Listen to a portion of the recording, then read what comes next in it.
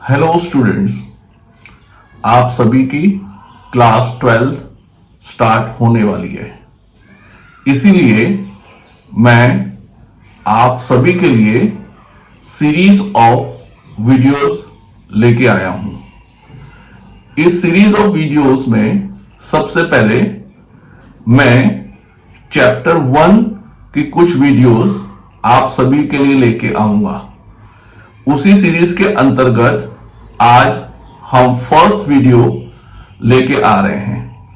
इस वीडियो में मैं आज आपके साथ डिस्कस करूंगा the first concept of chapter 1।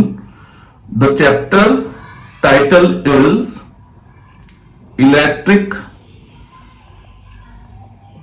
Charges and field. इस चैप्टर में जो सबसे इंपॉर्टेंट फर्स्ट टॉपिक है वो है इलेक्ट्रिक फील्ड।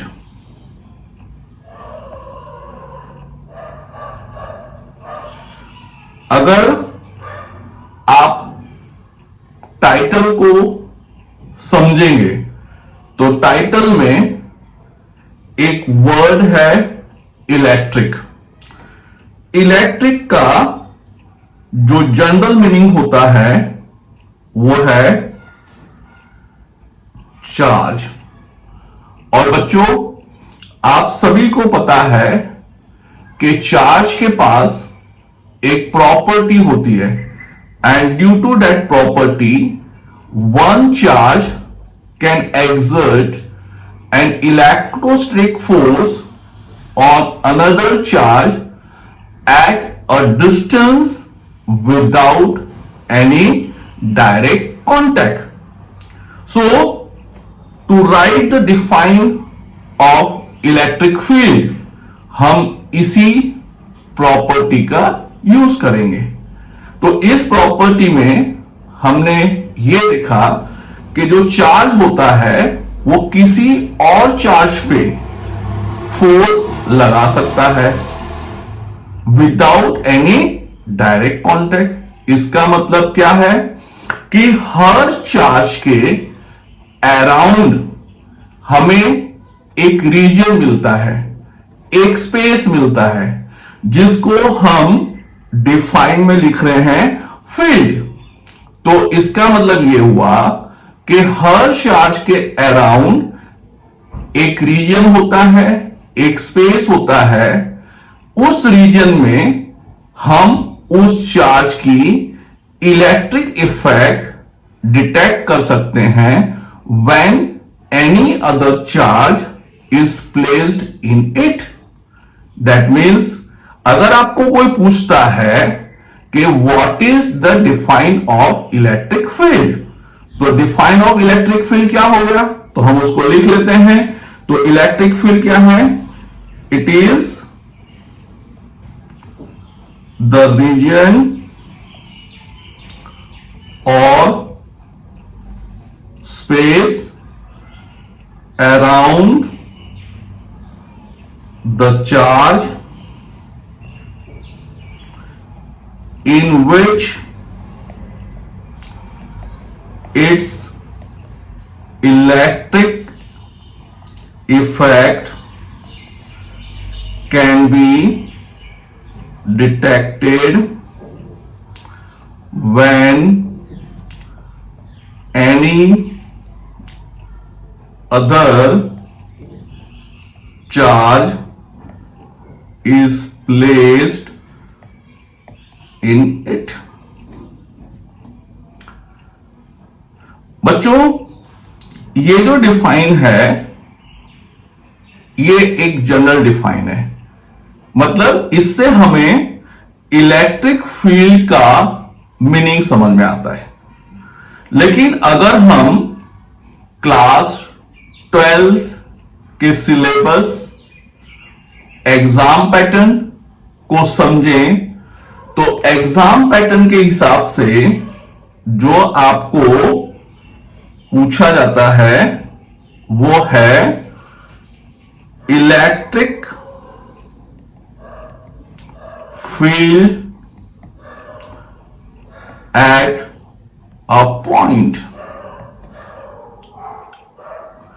अब electric field at a point कैसे समझाएंगे?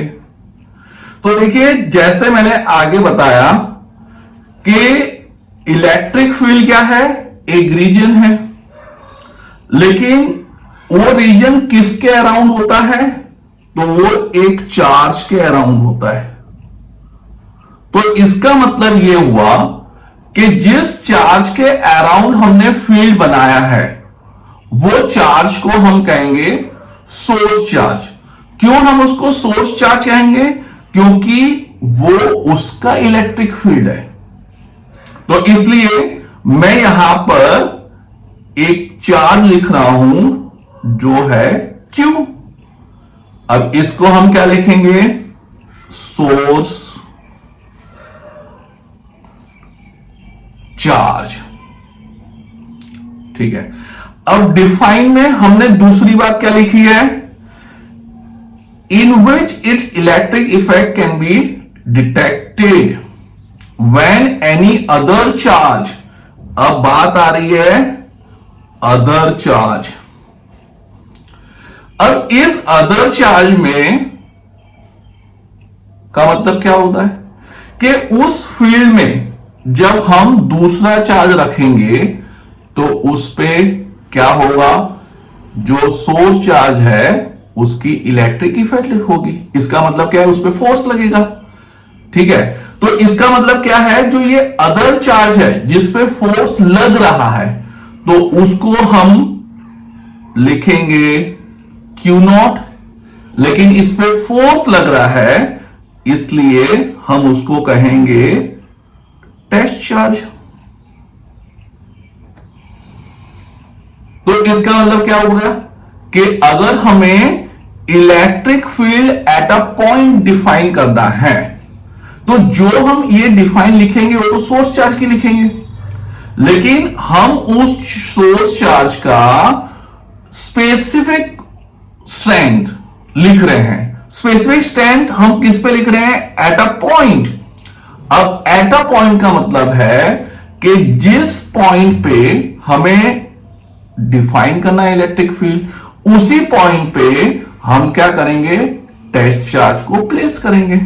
तो इसका मतलब क्या हो गया कि अगर मैं ये समझ लूं कि O इज अ पॉइंट जहां मैंने क्या रखा है?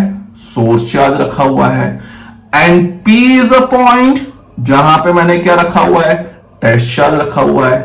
और अगर मैं मान लेता हूं कि O से P तक का जो डिस्टेंस है वो है समझ R, तो हमने O से P का डिस्टेंस ले लिया R। क्लियर? अब यहां पे क्या हुआ कि टेस्ट चार्ज पे फोर्स लगेगा।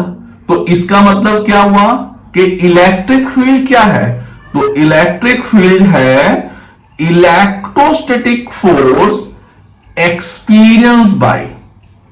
अब इलेक्ट्रोस्टैटिक फोर्स को एक्सपीरियंस कौन करेगा?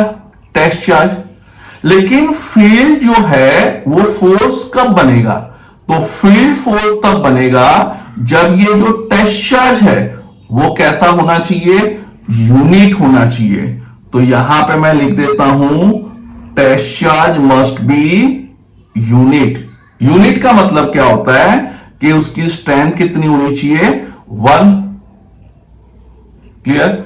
अब देखिए बच्चों, यहां ध्यान दीजिए कि P पॉइंट पे जो हमने टेस्ट चार्ज लिया हुआ है, ये टेस्ट चार्ज पॉजिटिव ही होना चाहिए, क्योंकि पॉजिटिव से ही जो टेस्ट है वो श्योर होता है। तो यहां पे मैं ये कहूंगा कि टेस्ट चार्ज कैसा होना चाहिए? पॉजिटिव। लेकिन मैं यहां पे ये डिनाई नहीं कर रहा हूं कि टेस्ट चार्ज नेगेटिव नहीं हो सकता। ठीक है, टेस्ट चार्ज नेगेटिव ले सकते हैं, लेकिन वहां पे फिर जो इलेक्ट्रोस्टैटिक फोर्स का जो टेस्ट है वो श्योर हो भी सकता है, नहीं भी हो सकता है। तो हमें प्रिसाइज रहना है, एंड प्रिसाइज कब होंगे? जब टेस्ट चार्ज कैसा होगा? पॉजिटिव। तो अब हमें डिफाइन पता चल गई। तो what is the define of electric field at a point? तो electric field at a point is defined as electrostatic force experienced by unit positive test charge placed at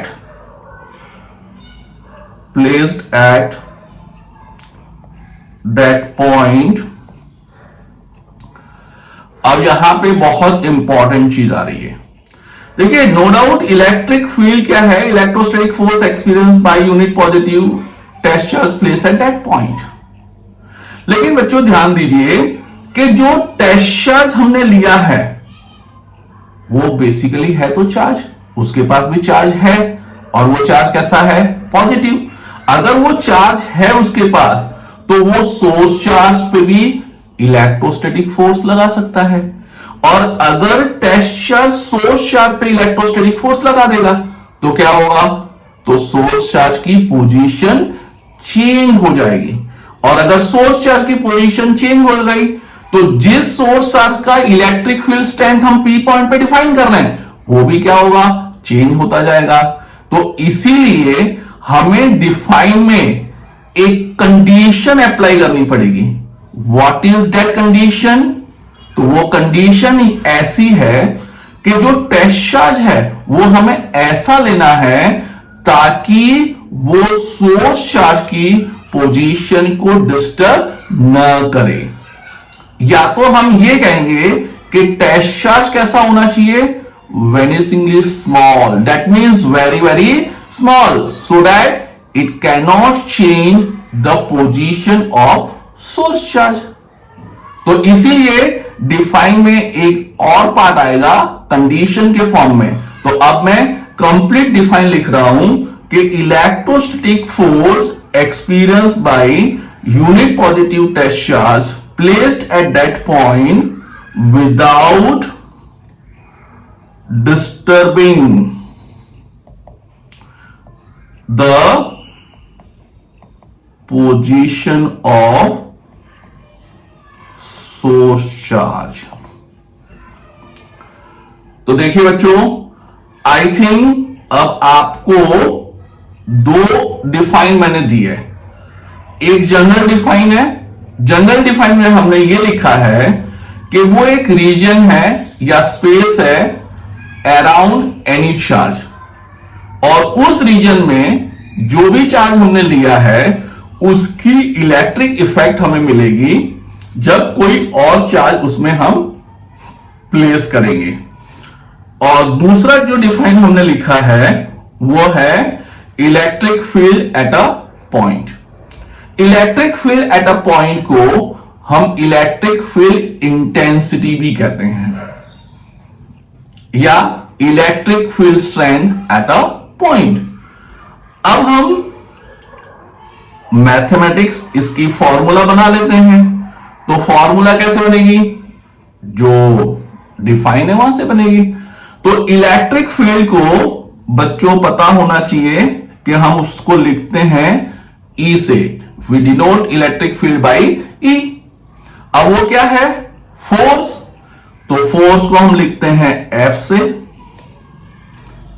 और वो एक्सपीरियंस कौन कर रहा है? Unit positive test charge. तो it is electrostatic force experience by यहां पर है, इसलिए जो टेस्ट चार्ज है वो हम कहां लिखेंगे? डिनोमिनेटर में लिखेंगे। लेकिन हमने डिफाइन में कंडीशन लगाई है। तो कंडीशन क्या कर रही है कि without disturbing the position of source charge, that means हमारा टेस्ट चार्ज बहुत ही छोटा होना चाहिए। तो इसलिए हम उसको लिख देंगे एक्सप्रेशन में limit Q not approaches to 0। And children remember, this is very very important question for board exam. The question is what is the significance of limit in the expression of electric field. So what is the significance? What is the physical significance of the limit? The significance is the test charge must be very, very small so that it cannot disturb the position of source charge, and so the electric field by source charge at a particular point remains same. So this is very important question. Physical significance of limit in the expression of electric field. Now let us move on to one more thing. Electric field is a vector quantity. As electric field is a vector quantity, now the question is direction. So electric field is always in the direction of force. So how to get the direction of the force? For that, let us take source charge. If we take source charge positive, and as I told, test charge is always positive, so Q naught is also positive. There is repulsion between two positive charges. That means what? In this particular case, this is the direction of force. Okay. So remember children, electric field is a vector quantity and it is in the direction of the force. So that's why now I will put the sign of vector on electric field and also on force. And from this particular explanation also we get one thing, that for positive source charge the field is outward. Okay, and if we take the opposite case, that means if we take the negative charge, source charge, so for negative source charge the field is inward. So this is the two possible cases. You have to keep in the mind that for positive source charge the field is outward, and for negative test charge or for negative source charge the field is inward. Now the last thing, that is the unit of electric field. So I think it is clear from the expression, electric field is force upon charge, so it is Newton per Coulomb. But there is an equivalent unit.